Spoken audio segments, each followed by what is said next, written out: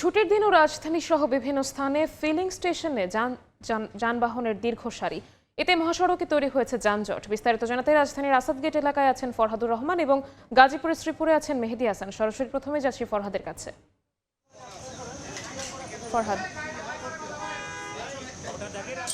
সকল petrol pump থেকে যানবাহন চালকরা তেল সংগ্রহ করতে পারছেন। তার মাঝে অন্যতম এই সোনার বাংলা, এই মুহূর্তে তারা তেল সরবরাহ করছেন। দীর্ঘ লাইনে অপেক্ষা করে এই মুহূর্তে আমরা দেখতে পাচ্ছি মোটরসাইকেল চালকরা তেল নিচ্ছেন। এখানে মূলত দুটি পদ্ধতিতে তেল দেওয়া হচ্ছে। প্রথমত যারা ফুয়েল পাস থেকে তেল নিচ্ছেন তারা 1000 টাকার তেল নিতে পারছেন, আর যারা স্বাভাবিকভাবে ফুয়েল পাস ছাড়া তেল নিচ্ছেন তারা 500 টাকা পর্যন্ত জ্বালানি নিতে পারছেন। এই পাম্পে সকাল থেকে বেশ কিছুক্ষণ সময় আসলে তেল মজুদ না থাকার কারণে তারা আসলে সরবরাহ করতে পারছিলেন না, বিপণন কার্যক্রম বন্ধ ছিল।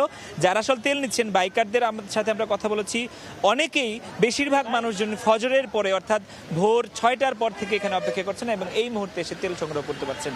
প্রাইভেট কার চালকদের অবস্থা আরও করুন। অনেকে বলছেন গতকালকে রাত থেকে বিকাল থেকে অপেক্ষা করছেন, এমন দাবিও কিন্তু অনেকেই করছেন যে তারা এতটা ভোগান্তি পুহিয়ে তারপর তেল তারা এই আসলে পাম্প থেকে সংগ্রহ করতে পারছেন। তার পাশে এই আসাদ গেটের এলাকার দুটি পাম্প তালুকদার ফিলিং স্টেশন, সেটি কিন্তু তেল সরবরাহ করছেন না। অধিকাংশ সময় আমরা দেখতে পাচ্ছি তারা বিকেলের দিকে তেল সরবরাহ করে থাকেন এবং এইখানে যারা আসলে অপেক্ষা করছেন তারা ভোগান্তির কথা তো বলছেনই, তারা বলছেন যে ছুটির দিনে একটু সময় পান, তারা অফিস আদালতের ফাঁকে অন্যান্য দিন তারা তেল নিতে পারে না, কিন্তু ছুটির দিনে এসেও তারা যে ভোগান্তিটা আসলে পোহাচ্ছেন সেটি অস্বাভাবিক। কারণ অন্যান্য দিন যেটি দেখা গেছে 2 থেকে 3 ঘন্টা অপেক্ষা করে তেল সংগ্রহ করা যায়, কিন্তু আজকে সেটি অনেক বেশি দীর্ঘ সময় তাদের অপেক্ষা করতে হচ্ছে এবং এই ভোগান্তি কবে শেষ হবে সেই প্রশ্ন তারা বারবারই তুলছেন এবং এটি যাতে দ্রুতই সমাধান হয় সেই প্রত্যাশা তারা করছেন। তো রাজধানীতে এই যখন ভোগান্তির অবস্থা, রাজধানীর বাইরে একটু যেতে চায়, গাজীপুরের শ্রীপুরে আছেন মেহেদী হাসান, সেখানকার অবস্থা আমাদেরকে জানাবেন মেহেদী হাসান।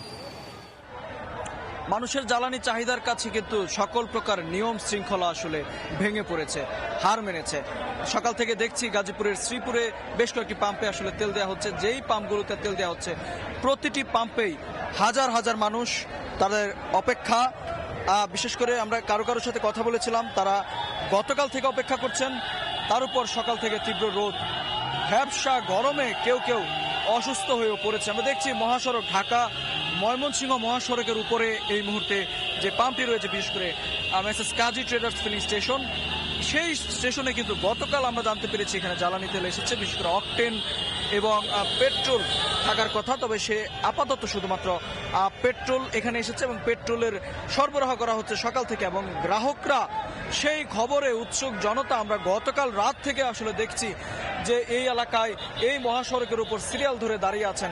কেউ কেউ কিন্তু এখানে খাবার নিয়ে এসেছেন, কেউ কেউ মহাসড়কের উপর বসে খাবার খাচ্ছেন, সেই সারা রাত এই সড়কে রাত কাটিয়েছেন। তারপরও আসলে এখন দুপুরের নাগাদ এখন পর্যন্ত মানুষের ভিড় কমেনি। শুধুমাত্র মোটরসাইকেলের চাহিদা মেটাতেই কিন্তু হিমশিম খাচ্ছে পাম্প কর্তৃপক্ষ। তাছাড়া অন্যান্য যে পরিবহন, বিশেষ করে প্রাইভেট পরিবহনগুলো রয়েছে, সেই পরিবহনগুলো কিন্তু এখন পর্যন্ত সিরিয়াল অনুযায়ী তারা কিন্তু এই পাম্প পর্যন্ত আসতেই পারছে না। তাছাড়া শিল্প প্রতিষ্ঠানের যে পরিবহনগুলো সেগুলো কিন্তু কোনোভাবে আসলে তেল নেওয়ার জন্য পাম্প পর্যন্ত আসতে পারছে না। তো এই ছিল গাজীপুরের জ্বালানি সংকটের পরিস্থিতি আমার কাছে। গাজীপুর থেকে জ্বালানি সংকট নিয়ে সর্বশেষ তথ্য জানাতে আমাদের সাথে যুক্ত হয়েছিলেন সহকর্মী মেহেদী হাসান এবং এর আগে আমরা ছিলাম রাজধানীর আসাদ গেট এলাকায়।